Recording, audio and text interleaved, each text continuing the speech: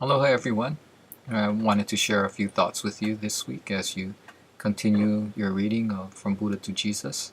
You know, Paul in Athens, we had talked about in CSE 101, and also you find it in Eternity in Their Hearts, and how he used what was culturally there. He used their poems from their culture, and actually, that poem was a poem of worship to Zeus that he used. And so many times we're afraid to look and use things like this.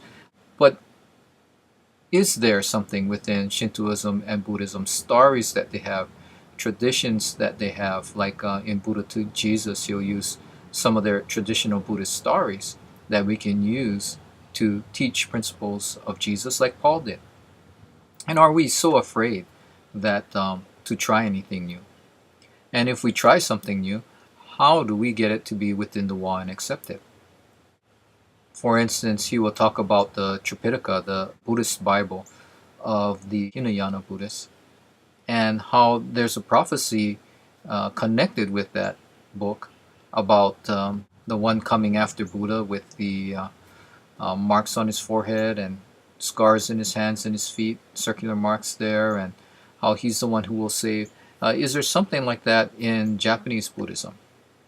And we find some very similar things there among the Pure Land sect of Buddhism, that we cannot be saved by our own works, that we only can be saved by grace, by the Maitreya Buddha. Maitreya is a dialectic way of saying the Messiah, who will come, and it is only by calling upon his name alone that you can be saved.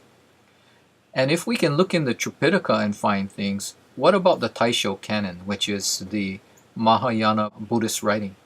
Now, the Tripitaka, the Hinayana Buddhists, they only have the writings there of Gautama Buddha. And I think it's about 40 volumes. I bought a set for a pastor friend in Thailand. And I think the Taisho canon is some 120 volumes or something like that, because the Taisho canon includes many Buddhas or many enlightened ones that have come. And we need to remember that the Nestorian Christians went into China and actually were really thriving for a while before they were wiped out. There's even evidence that maybe even an emperor came to Christ. And so, if Jesus was looked at as an enlightened one, and the gospel was very successful there, then what we find is that there are scriptures that are incorporated into the Mahayana Buddhist Bible. And we really need to look there to see if we can find it. There's a project right now where they're trying to translate the Taisho canon into English. And because it is 100 some odd volumes, it's taking quite a long time. And I think they have maybe the first 30 volumes or something done. Is there somebody who has enough burden to go and look into these volumes and really find out what is there? Because there may be many keys. Now, I have been told that the Gospel of John is in there, or many scriptures from the Gospel of John that we could use.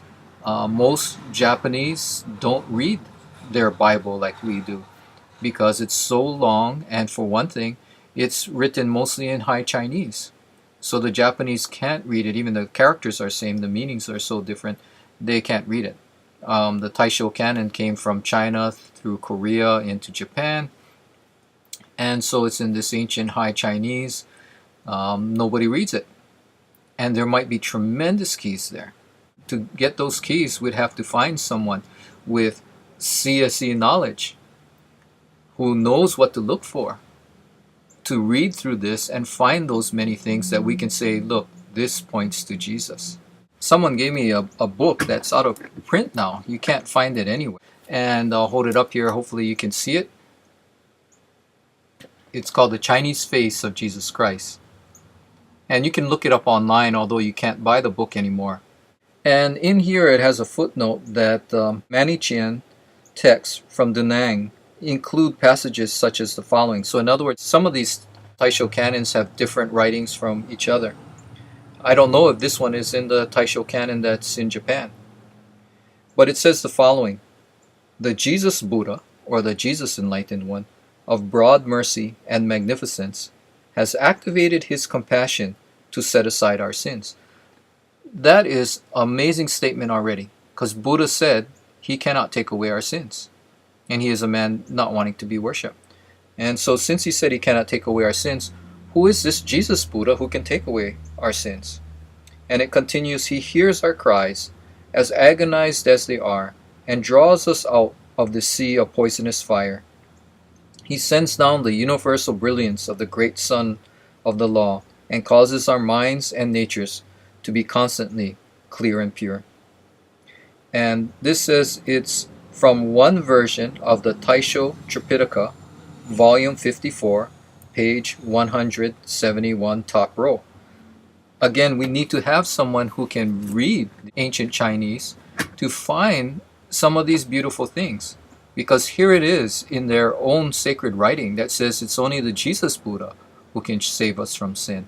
And if you compile all these things with, like, for instance, what the Pure Land Buddhists feel, it really points to Jesus.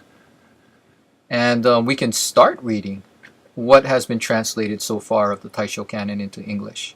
Or one of you knows someone who can read High Chinese, and will have a burden to start going through these 100 volumes because of these wonderful redemptive keys that are there that no one has ever tapped. And you might be one of those who is a part of unveiling these keys and make a tremendous difference for the Japanese coming to Christ.